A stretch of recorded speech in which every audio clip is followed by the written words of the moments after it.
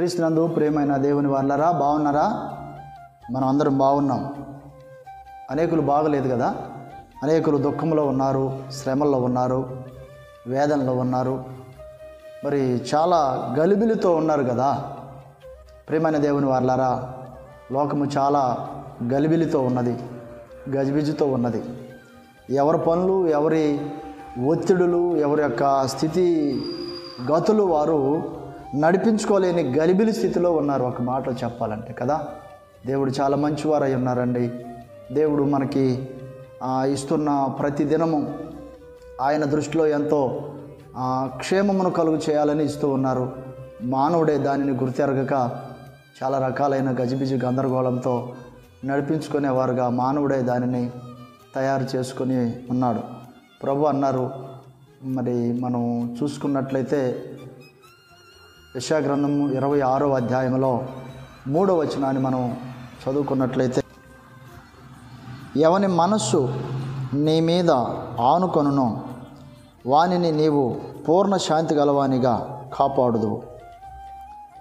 ఏలయనగా అతడు నీ యందు విశ్వాసం ఉంచి ఉన్నాడు.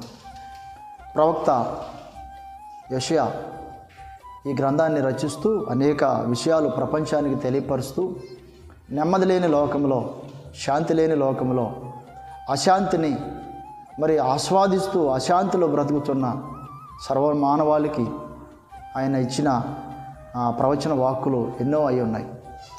కనుక ఎవని మనసు నీ మీద ఆనుకొనునో, ఎవని మనసుని మీద ఆనుకొనునో వానిని పూర్ణ శాంతి గలవానిగా కాపాడుతావు.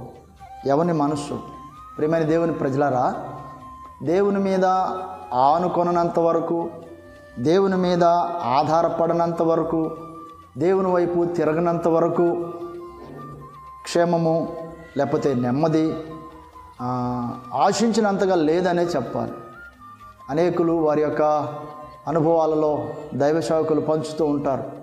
వారు కలిగి ఉన్న ఉన్నత స్థితిని విడిచిపెట్టి దేవుని కొరకు ప్రయాసపడుతూ ఉండగా దేవుని ద్వారా వారు అనుభవిస్తున్న శాంతిని, అనుభవిస్తున్న మనశ్శాంతిని, ఆ సంతృప్తికరమైన జీవితాన్ని వారు పంచుకుంటూ ఉంటున్నారు. నిజమే, ఈ దేవుడు చాలా మంచి దేవుడు అయి ఉన్నాడు. దేవుని మీద ఆనుకున్నావా, నీవు ప్రశాంతంగా ఉండగలవు. మరి ఈ రోజున నీ యొక్క పనుల పరిస్థితి ఏంటో, నీ యొక్క ఎగ్జామ్స్ పరిస్థితి ఏంటో, నీ యొక్క ప్రయాణాల పరిస్థితి ఏమిటో, నీ యొక్క అప్పులు తెప్పులు ఇంకా ఏ రకంగా ఉన్నాయో, దేవుని మీద కనుక నీవు ఆనుకొనినట్లయితే ప్రశాంతంగా ఉండగలవు అని నా మాట కాదు, దేవుని మాటలు తెలియపరుస్తూ ఉన్నాయి. ఆయన యందు విశ్వాసం ఉంచి, ఆయన యందు నమ్మిక ఉంచి, ఆయనతో నడుస్తున్న ఈ దినచర్య ఎంతో ఆశీర్వాదకరంగా ఉంటుందని దేవుడు మాట్లాడుతున్న మాటని గ్రహించు ప్రియ సహోదరి సహోదరుడా. ఎన్నాళ్ళు అలా ప్రయాసపడతావు, ఎన్నాళ్ళు అలా నీకు నువ్వు పరిష్కరించుకోవాలనుకుంటావు, ఎన్నాళ్ళు అలా నీకు నువ్వు కొంతమంది ఎవరికి చెప్పుకోలేని వేదన, ఎవరికి చెప్పుకోలేని ఒత్తిడి, ఎవరికి చెప్పుకోలేని బాధతో మగ్గిపోతూ ఉంటారు. దాని ద్వారా ఎంతో సఫర్ అవుతూ ఉంటుంటారు. ఎంతగానో తలనొప్పులు తెచ్చిపెట్టుకొని, ఎంతగానో కొంతమందికి బీపీ రేజ్ అయిపోతూ ఉంటుంటుంది కదా. దేవునితో పంచుకున్న ప్రతి విషయానికి పరిష్కారం ఉన్నదండి.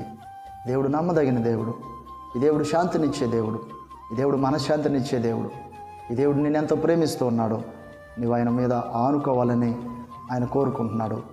ఆయన నీ భారాన్ని భరించాలని ఆయన ఇష్టపడతా ఉన్నాడు. నీ సృష్టికర్త, నిన్ను చేసినది ఆయనే. గుర్తించు ప్రియ దేవుని బిడ్డ, దేవునికి నీవంటే చాలా ఇష్టం. నీవు కనుక ఇష్టపడితే నీ కొరకు చిన్న ప్రార్థన చేయాలని కోరుకుంటూ ఉన్నాను. దేవుడు నీకు సహాయం చేస్తారు. ప్రార్థన చేసుకుందామా? ప్రేమగల తండ్రి, దయగల గొప్ప దేవా, మీకు వందనాలు, స్తోత్రాలు నాయన. ఈ మాటలు మీరు అందరి దగ్గరకు అయితే తీసుకొని వెళ్ళుచున్నారు. మీరు అద్భుతాలు చేయండి, మీ గొప్ప కార్యాలు చేయండి. బిడ్డల జీవితాల్లో సమృద్ధిని, దీవెనను, నెమ్మదిని, ప్రశాంతతను అనుగ్రహించండి. మీరు తోడయుండి ఈ దినచర్య అంతటినీ కాపాడి ఆశీర్వాదకరంగా ఇచ్చి నడిపించమని యేసయ్య పరిశుద్ధ నామములో అడిగి వేడుకొంచున్నాము తండ్రి.